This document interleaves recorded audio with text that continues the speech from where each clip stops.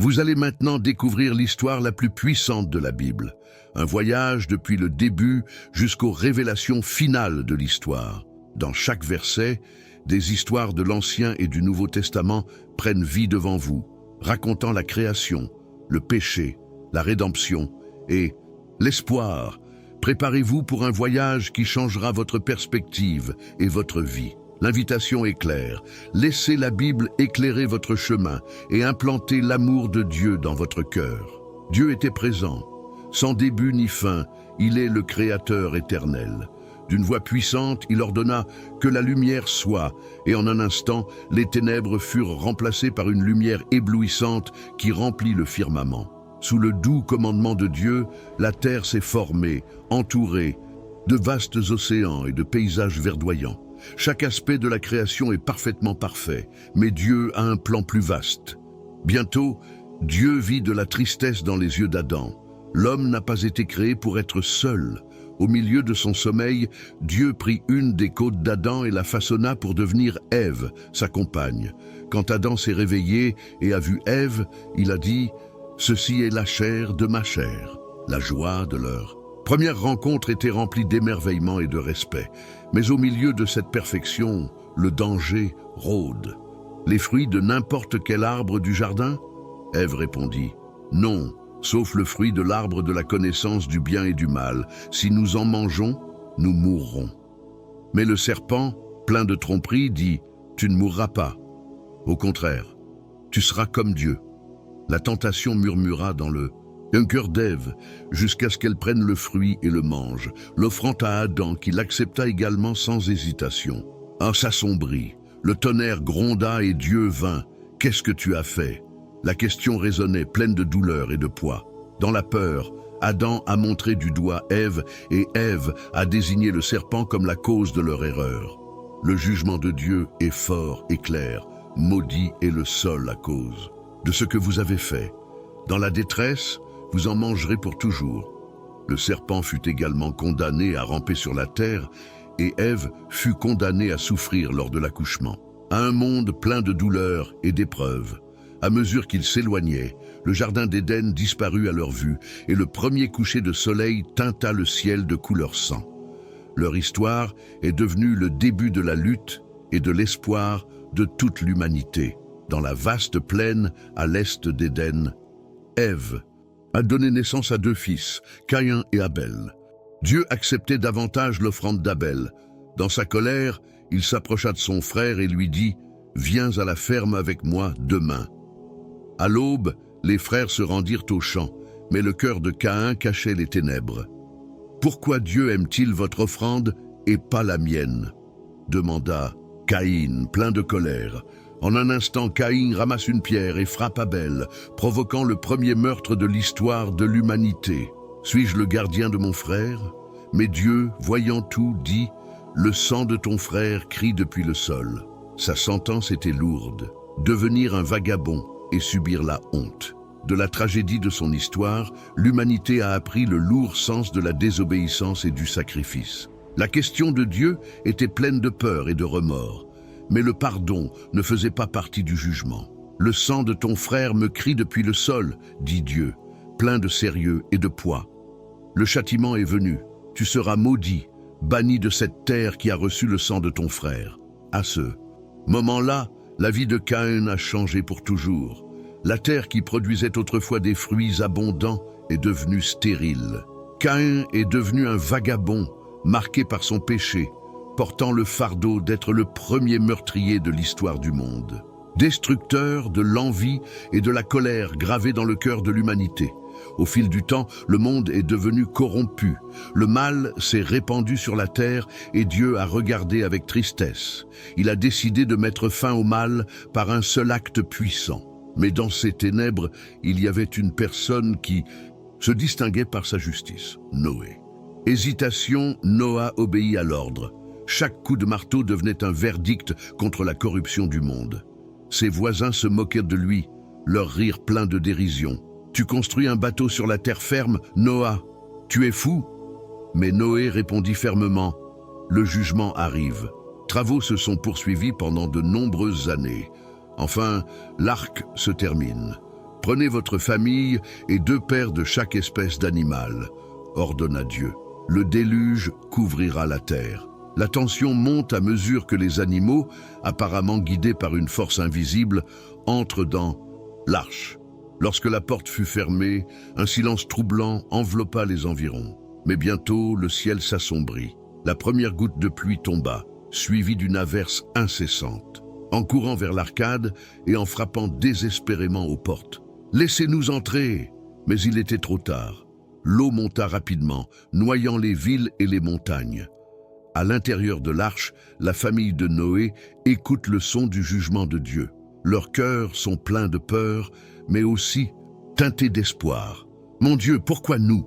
demanda l'un des fils de Noé, la voix tremblante. « Parce que nous avons trouvé grâce à ses yeux, » répondit Noé plein de gratitude. Dans une mer de destruction sans fin, les cris à l'extérieur disparurent peu à peu, remplacés par le bruit de l'eau et le craquement du bois. Finalement, l'inondation s'est calmée. L'arche s'est échouée sur le mont Ararat. Quand il a ouvert Noé à la fenêtre, il a relâché une colombe. À la 3e tentative, il revint avec une feuille d'olivier. « La terre est sèche, » dit Noé, plein d'espoir. « Offrande à Dieu. J'ai établi mon alliance avec toi, » dit Dieu, sa voix résonnant dans les airs. « Je ne détruirai plus jamais toute vie avec une inondation. » Un arc-en-ciel est apparu dans le ciel, brillant et plein de couleurs, symbolisant la promesse de Dieu. Famille se tenait plein d'espoir pour l'avenir. À travers eux, Dieu a repeuplé le monde, permettant ainsi l'apparition de différentes races et cultures. Mais à mesure que l'humanité se répandait, elle se rassembla dans les vastes plaines de Shinar. « Bâtissons une ville et une tour qui s'élèveront jusqu'au ciel », déclara Nimrod, leur chef. « Faisons-nous un nom pour ne pas nous effondrer. Gens sont unis et parlent la même langue. Rien ne leur est impossible. » En un instant, le bruit des travaux s'arrêta. Les ouvriers, qui se comprenaient autrefois, sont désormais désorientés. Chaque langue changeait, et ils ne pouvaient plus se comprendre. « Passe-t-il » cria Nimrod, essayant de maintenir l'ordre. Mais même ses paroles étaient incompréhensibles. Les amis de longue date se regardèrent, pleins de confusion. « Dieu nous a punis » cria un vieil homme, la voix tremblante de peur et de respect. Finalement, les gens se sont dispersés, apportant différentes langues et cultures aux 4 coins du monde. Différentes, emmenant avec eux leurs familles et leurs biens à la recherche de nouvelles terres où ils pourraient se comprendre. Nimrod, le chef du projet, se tenait au pied de la tour, veillant sur ses sujets. La ville qu'il a bâtie s'est effondrée sous ses yeux. « Ce n'est pas possible », murmura-t-il. Mais il savait qu'il ne pouvait rien faire contre les forces plus puissantes venues d'en haut. Le prix de son arrogance. La tour, qui atteignait autrefois le ciel, s'est transformée en cendres, un rappel éternel du jour où Dieu a confondu leur langage et les a dispersés à travers le monde. Le sauveur du monde. Une nuit, alors que les étoiles brillaient dans le ciel, une voix de Dieu enveloppa le silence d'Abraham. « Quitte ta ville et la maison de ton père.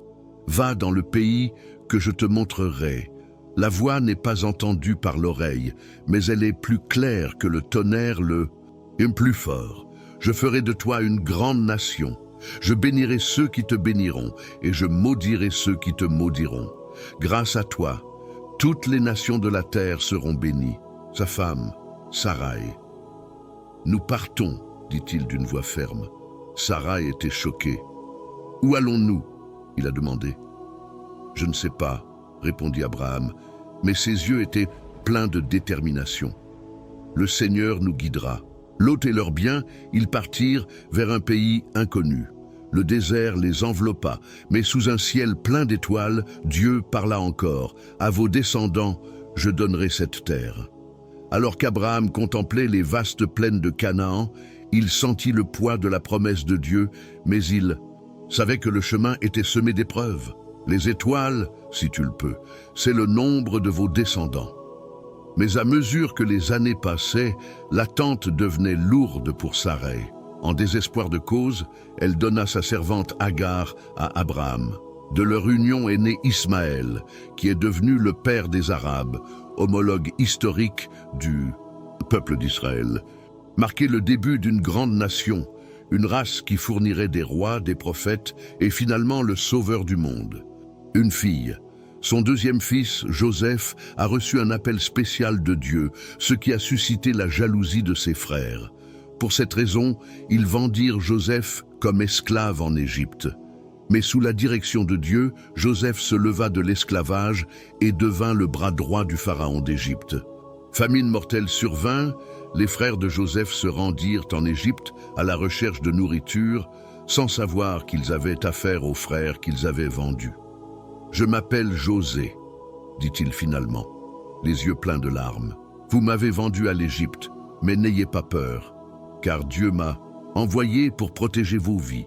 Joseph a pardonné à ses frères et a déménagé leur famille dans le riche pays de Goshen, où les Israélites se sont installés et sont devenus une grande nation. L'égard de la population israélite croissante. Ils deviennent puissants, dit le Pharaon. S'ils forment une alliance avec nos ennemis, ils peuvent nous vaincre. Faites-en des esclaves. Le changement est cruel. Les Israélites, qui vivaient autrefois dans la prospérité, sont devenus esclaves. Plus rapide! Criaient les gardes, tandis que les fouets fouettaient d'air. Mais au milieu d'une sévère oppression, Moïse est né, qui serait le sauveur de son peuple. De courage, n'obéit pas. Elle a caché son bébé dans un panier et l'a soigneusement placé dans la rivière, espérant la miséricorde de Dieu. En se baignant dans le Nil, trouvé par princesse égyptienne le panier.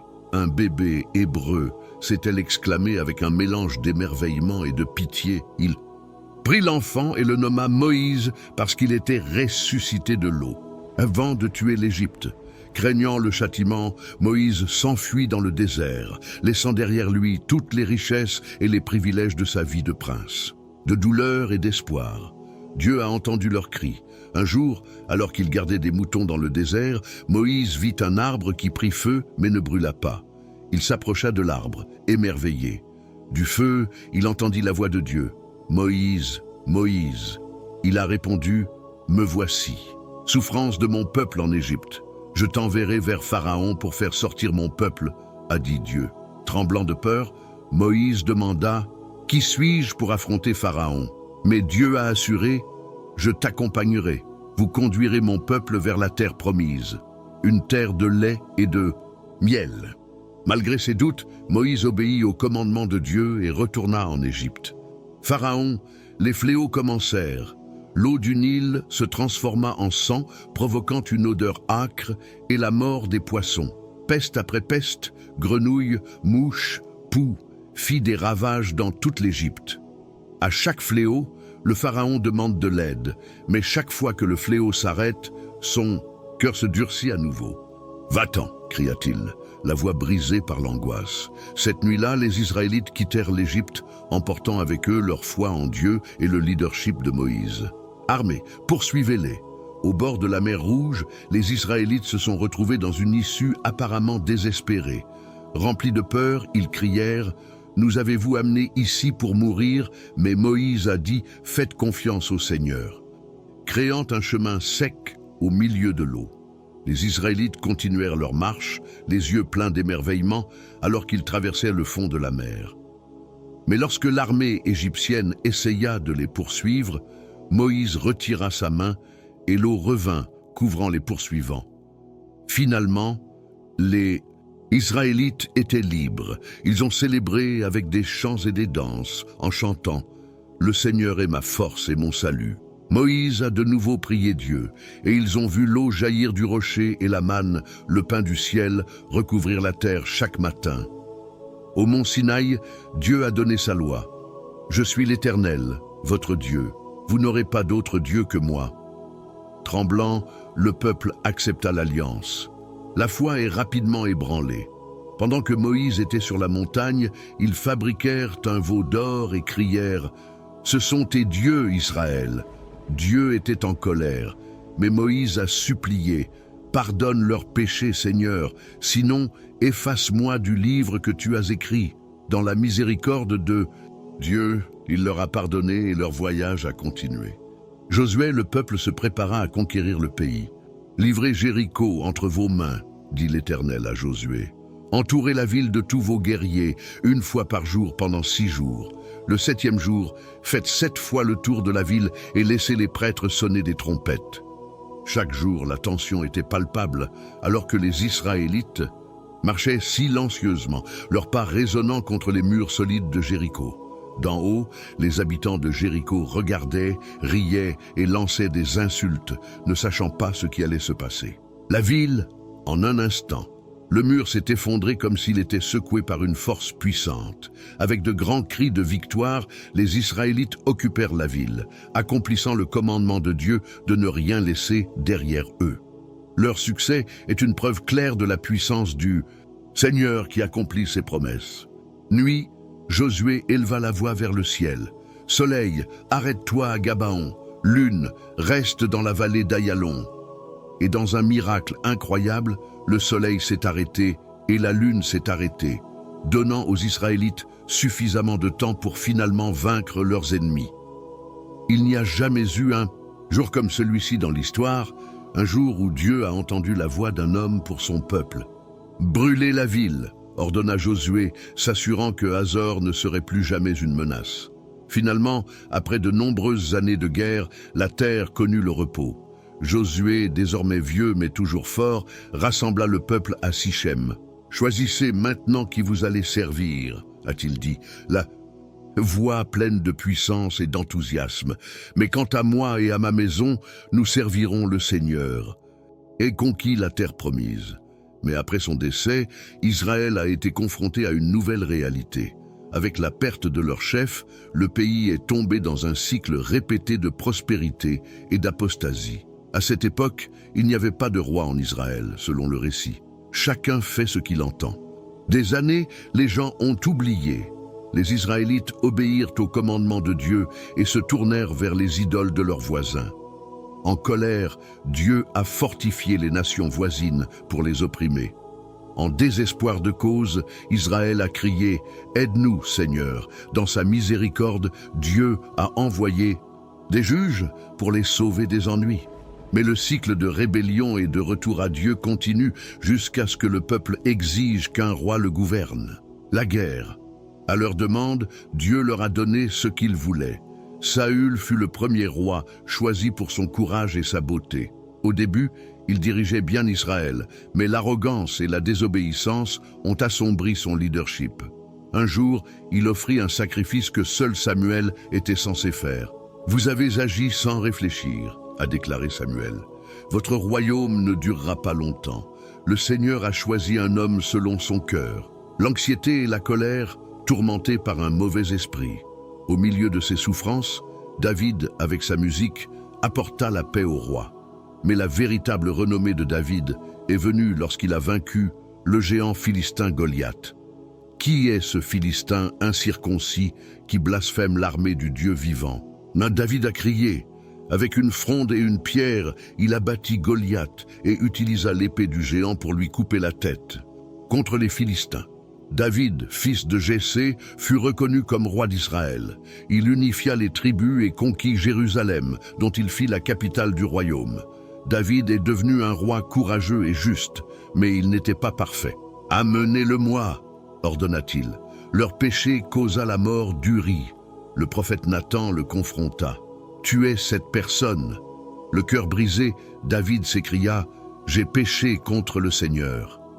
Malgré son péché, Dieu a tenu sa promesse à David. « Ta maison et ton royaume dureront éternellement. » « Votre peuple, a-t-il déclaré. Avec cette demande, Dieu a non seulement donné à Salomon la sagesse, mais aussi la richesse et la paix. Au temple de Jérusalem, un lieu de culte saint qui reflète la gloire du Seigneur. Cependant, dans sa vieillesse, il fut égaré par ses nombreuses épouses, plus d'1 millier, vers le culte des idoles. Son cœur s'est détourné du Seigneur, et le résultat de son apostasie a marqué le début de la chute du Royaume-Uni, dirigé par Jéroboam, tandis que les tribus de Juda et de Benjamin restèrent fidèles à Roboam au sud, établissant le royaume de Juda avec sa capitale à Jérusalem. Déclaré, « Un à Béthel et un à Dan, ce sont tes dieux, ô Israël, qui t'ont fait sortir d'Égypte. » Son action a plongé Israël dans un gouffre profond d'idolâtrie. Les prophètes de Dieu ont élevé la voix pour mettre en garde contre la corruption, mais la nation s'est enfoncée encore plus profondément dans le mal.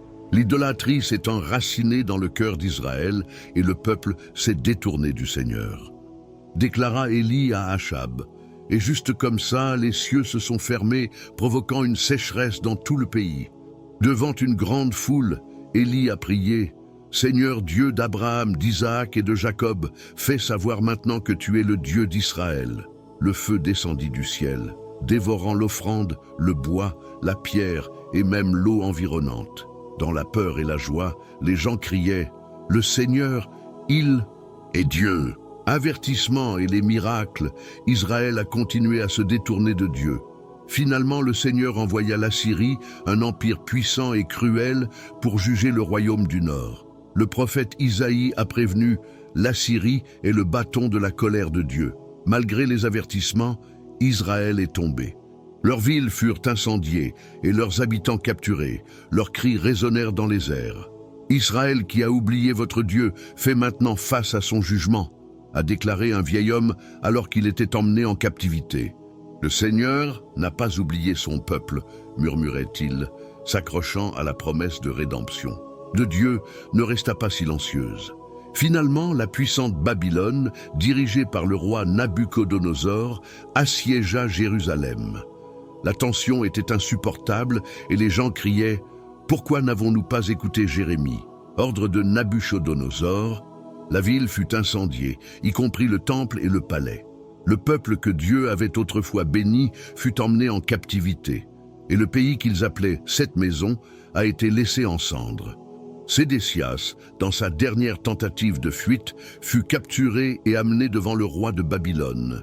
Sous ses yeux, ses enfants ont été tués, la dernière chose qu'il a vue avant de devenir aveuglé.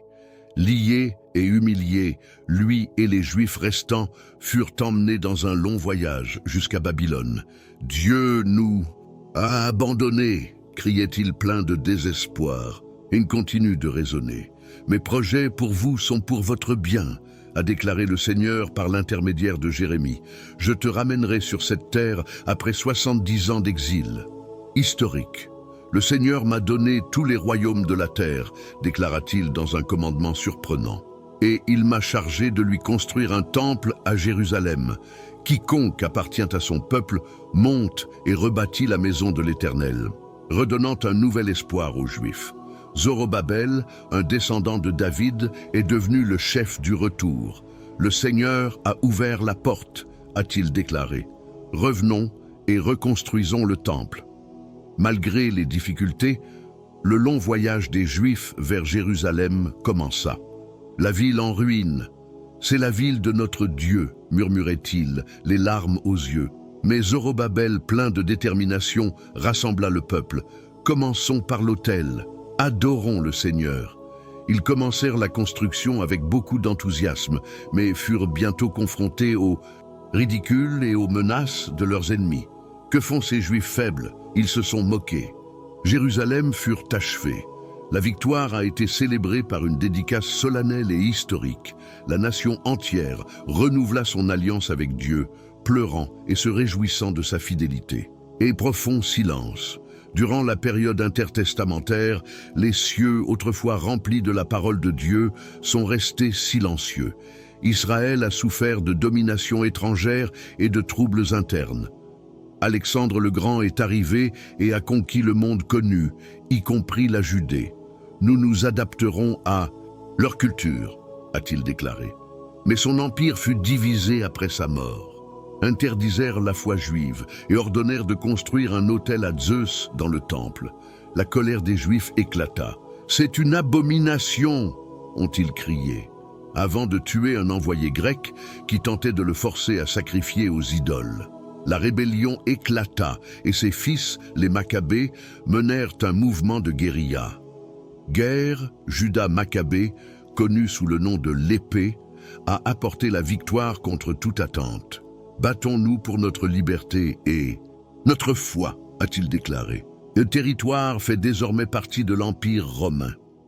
La Judée est devenue une province romaine, dirigée par des gouverneurs et du personnel du Sénat, de gagner le cœur du peuple. Mais son règne était plein de cruauté. Malgré le silence des prophètes, la foi juive dans la venue du Messie est restée vivante. « Ne crains rien, déclara un ange. J'ai une bonne nouvelle qui apportera une grande joie à tout le monde. Aujourd'hui, dans la ville de David, un sauveur vous est né, le Christ Seigneur, mangeoire. » La jeune maman regardait le bébé avec amour, se souvenant des paroles de l'ange Gabriel. Il sera grand et sera appelé fils du Très-Haut. Joseph, émerveillé, regarde Marie. Ce que les prophètes ont dit s'est réalisé, a-t-il déclaré avec une pleine conviction. Nuit, l'arrivée des bergers apportait des récits de miracles célestes. Nous avons vu l'ange, dirent-ils, et nous avons entendu le chant des armées célestes. Les mots sont pleins d'espoir. L'histoire de la rédemption a commencé. Annonçaient les anges aux bergers qui se précipitaient vers Bethléem. Quand ils sont arrivés, ils ont vu l'enfant, le Sauveur. Ils se sont agenouillés, ont adoré et ont remercié avec un profond respect. À l'est, des sages observant les étoiles remarquèrent un signe étrange dans le ciel. « Il y a une étoile qui nous a amenés ici », ont-ils déclaré avec conviction. Ils le suivirent, parcourant de longues distances jusqu'à atteindre Jérusalem.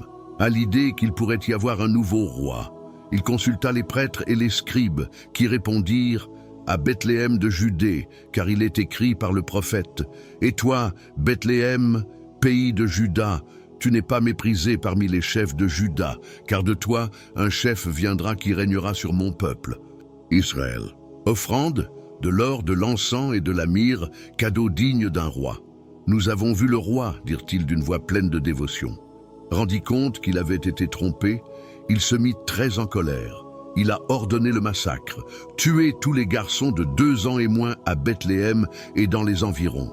Son commandement est plein de colère, et la terre est remplie de pleurs et de gémissements. Apparut à Joseph en songe. « Lève-toi, dit l'ange. Prends l'enfant et sa mère et fuis en Égypte. » Hérode cherchait un enfant pour le tuer. José le suivit immédiatement. Au milieu de la nuit, la jeune famille s'enfuit en Égypte, laissant derrière elle ses terres. « Dieu est avec nous, » murmura Maria, en serrant fort son fils dans ses bras, accomplissant la prophétie selon laquelle il serait appelé Nazaréen. Jean a dit « Baptisez-moi ». Juan fut surpris. « C'est moi que tu dois baptiser, répondit-il. Mais d'une voix calme, Jésus dit « Que cela arrive maintenant, car il nous est nécessaire d'accomplir toute justice. » Comme une colombe, une voix du ciel retentit. « Celui-ci est mon Fils bien-aimé, en qui j'ai toute mon affection. » Il y a la Trinité, le Père, le Fils et le Saint-Esprit. Le diable l'a tenté. 3 tentations, 3 victoires. « Si tu es le Fils de Dieu, transforme ces pierres en pain, » a lancé le diable. Jésus répondit, « Il est écrit, l'homme ne vivra pas de pain seulement, mais de toute parole qui sort de la bouche de Dieu. » À la fin, Jésus a vaincu le diable et les anges sont venus le servir.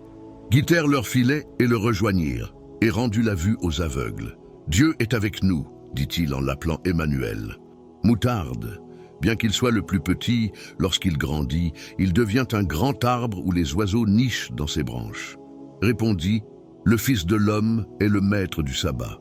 Aux noces de Cana, Jésus transforma l'eau en vin, son premier miracle.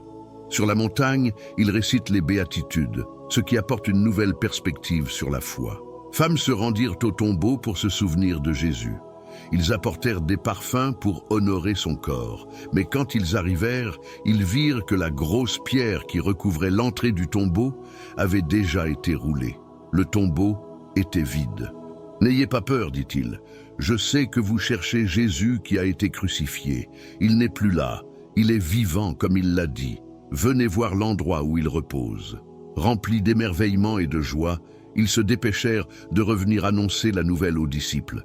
Soudain, « Félicitez mes frères, a-t-il dit. » Ils s'agenouillèrent devant lui touchèrent les pieds et l'adorèrent. « N'ayez pas peur, continua Jésus. Allez dire à mes disciples d'aller en Galilée. Là, ils me verront. » Les principaux prêtres pour leur rapporter ce qui s'était passé. Les chefs religieux ont été surpris. Dites que ses disciples ont volé son corps pendant que vous dormiez, ordonnèrent-ils aux soldats en échange d'une grosse somme d'argent. Mais la vérité s'est rapidement répandue. Jésus était ressuscité des morts. Toutes les nations des disciples, les baptisant au nom du Père, du Fils et du Saint-Esprit, et apprenez-leur à obéir tout ce que je t'ai commandé. Et souviens-toi, je suis avec toi toujours, jusqu'à la fin des temps. Alors qu'il levait les yeux, un nuage le couvrit et il disparut de leur vue. « Pourquoi regardes-tu le ciel ?» demandèrent les deux hommes en blanc. « Ce Jésus qui a été élevé au ciel reviendra de la même manière que vous l'avez vu monter. » Retournèrent à Jérusalem. Ils ont prié, se sont rassemblés et ont commencé leur mission en tant que témoins du Christ, proclamant la bonne nouvelle à tous. La croix est devenue victoire et la tombe est devenue signe de vie éternelle. Résurrection de Jésus est devenue centrale dans la foi chrétienne, rappelant l'amour éternel de Dieu et son plan de salut pour l'humanité. Disciples se rendirent à Jérusalem, pleins d'enthousiasme et d'espoir. Le jour de la Pentecôte, le Saint-Esprit descendit sur eux sous forme de langues de feu et de vents violents. Ils furent remplis de puissance, commencèrent à parler dans différentes langues et devinrent témoins de la bonne nouvelle. Leur vie a soudainement changé. Ceux qui avaient peur et se cachaient sont devenus des orateurs audacieux de l'Évangile. Le pardon de vos péchés. Ce message a pénétré le cœur de milliers de personnes. Et ce jour-là, environ 3000 personnes se sont ajoutées à l'Église. La communauté des croyants s'est développée rapidement, unis dans la prière, le culte et le partage de leurs biens. Mais tout le monde n'était pas satisfait du nouveau mouvement. Accompli le miracle, ils ont répondu hardiment « Au nom de Jésus de Nazareth, que vous avez crucifié, croix et ressuscité par Dieu. » Malgré la menace, ils ont déclaré « Nous ne pouvons pas cesser de parler de ce que nous avons vu et entendu. » Homme plein de grâce et de pouvoir a été faussement accusé de blasphème. Alors qu'il se trouvait devant le Sanhédrin, il a témoigné de Jésus et les a mis en garde contre leur dureté de cœur. Finalement, il fut lapidé à mort, sa dernière prière étant « Seigneur, ne leur impute pas ce péché. » Le martyre d'Étienne a provoqué une persécution généralisée qui a dispersé les croyants dans toute la Judée et la Samarie, mais leur dispersion a également amené l'Évangile dans davantage de lieux. Route isolée, il rencontra un eunuque d'Éthiopie qui lisait le livre d'Isaïe. « Comprenez-vous ce que vous lisez ?» a demandé Philippe. Il expliqua l'Évangile et à ce moment-là, l'eunuque fut baptisé. Jésus. Alors qu'il se rendait à Damas pour arrêter les croyants, une lumière venant du ciel l'entoura et il entendit une voix qui disait « Saul, Saul, pourquoi me persécutes-tu » Dans cet événement, Saül fut aveuglé et emmené à Damas, où Ananias, un disciple, pria pour lui. Sa vue fut rétablie, il fut baptisé et devint l'apôtre Paul, le grand missionnaire de l'Évangile. Concile de Jérusalem. Ils discutèrent de la question de savoir si les gentils devaient obéir à la loi de Moïse. Pierre, se souvenant de la vision dans la maison de Corneille, dit « Nous ne devons pas éprouver Dieu en lui imposant un joug que ni nous ni nos ancêtres ne pourrions supporter. Nous sommes sauvés par la grâce du Seigneur Jésus. » L'emprisonnement et la flagellation, mais il est resté fidèle à sa mission. Monde sombre, et confirmera son message. De nombreuses personnes ont renoncé à leur pratique de la magie et ont brûlé leurs livres devant tout le monde, en signe de leur conversion. Mais au milieu de sa victoire, Paul fut arrêté et emmené à Rome, où son appel à César serait le moyen pour que l'Évangile atteigne le cœur de l'Empire. Été gravement endommagé, tous les passagers ont atteint l'île de Malte en toute sécurité.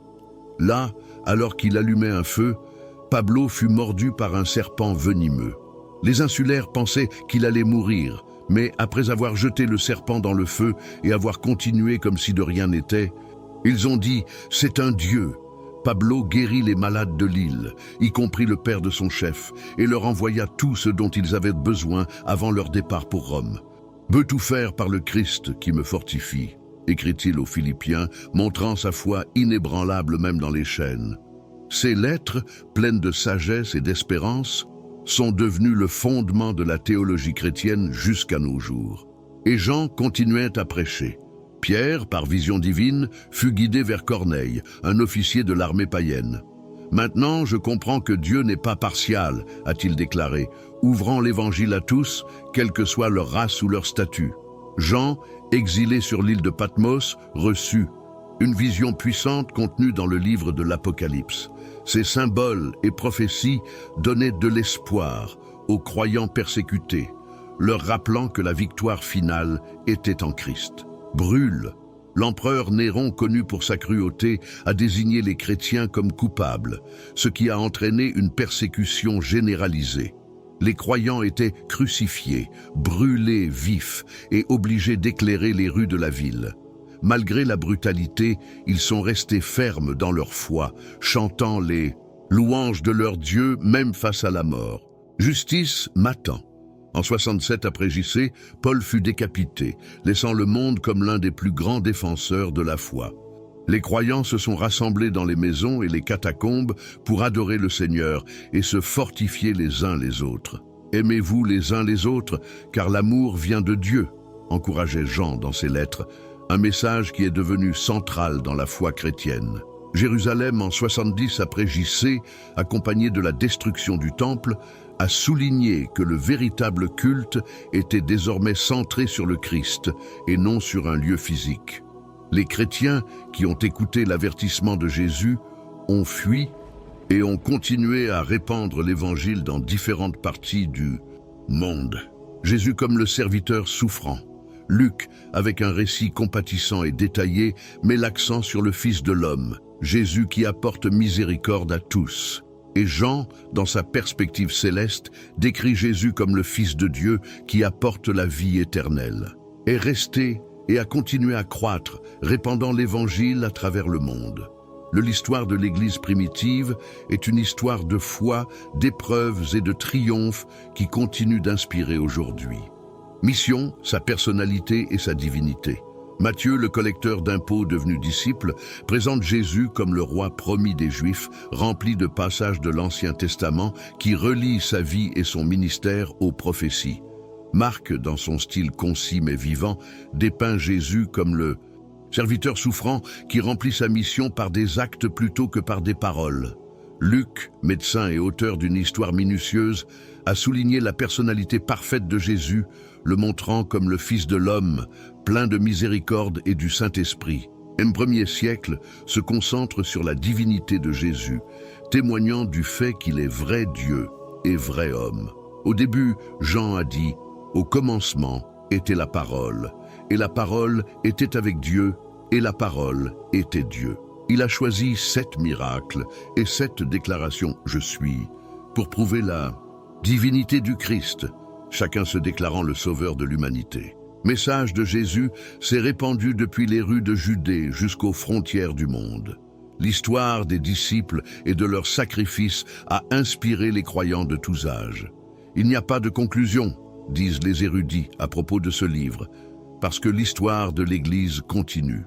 Le dernier livre du Nouveau Testament, Apocalypse, est une prophétie puissante sur la fin des temps et la seconde venue du Christ. Écrit par John à travers des visions alors qu'il était sur l'île de Patmos, le livre est plein de symbolisme et de mystère. « J'ai vu un nouveau ciel et une nouvelle terre », écrit-il, « et la ville sainte, la nouvelle Jérusalem, est descendue du ciel. » La victoire de l'agneau sur la bête est présentée comme le signe de la victoire finale de Dieu. Régénération. Il raconte ce qui se passera avant, pendant et après la seconde venue du Christ. C'est une invitation à tous les croyants à rester forts et à attendre le retour du Seigneur. De l'histoire en cours. Nos vies et notre témoignage continuent dans l'histoire de l'Église. La déclaration écrite par Jean reste vivante dans chaque cœur qui espère voir le nouveau ciel et la nouvelle terre. Qu'une histoire de destruction, je vous invite à rejoindre ce voyage. Apprenez l'histoire de la Bible dans son intégralité, du début au milieu jusqu'à la fin. L'Apocalypse est une histoire d'espoir et c'est un message que tout le monde devrait connaître. Un deuxième et de la partager afin que toute l'histoire de la Bible puisse atteindre les autres. La foi ne s'arrête pas là, elle continue avec nous.